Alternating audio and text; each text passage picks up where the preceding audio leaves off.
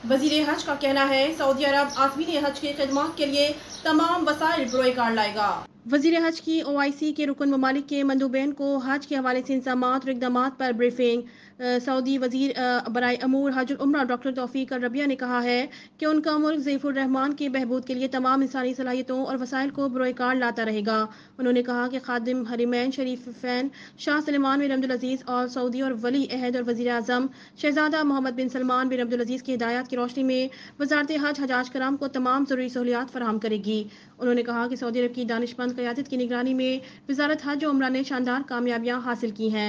Doctor तौफीक अल रबिया ने कहा कि अल्लाह के मेहमानों की खिदमत के बड़े मनसूबों में 200 अरब रियाल से ज्यादा की लागत से मक्का मुकरमा की तारीख की सबसे बड़ी इमारत की तोसी और हरीमैन ट्रेन का कयाम शामिल है।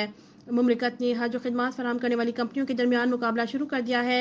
सऊदी अरब ने ज़ायरीन के लिए लागत को कम करने, आला तरीन मयार के मुताबिक उन्हें फराहम की जाने वाली खिदमत की कारकर्दगी की सतह को बढ़ाने, उम्रा करने वालों के लिए इंश्योरेंस की रकम में 63% और आज़मीन हज के लिए 73% तक कमी, हवाई अड्डे पर ज़ायरीन के इंतजार के वक्त को 15 मिनट तक कम कर दिया है। इस इकदाम से 7 ममालिक मुस्तफीद होंगे, जिनमें पाकिस्तान, मलेशिया, इंडोनेशिया, मराकश, बांग्लादेश, तुर्किया और कोट ड्योरा शामिल हैं।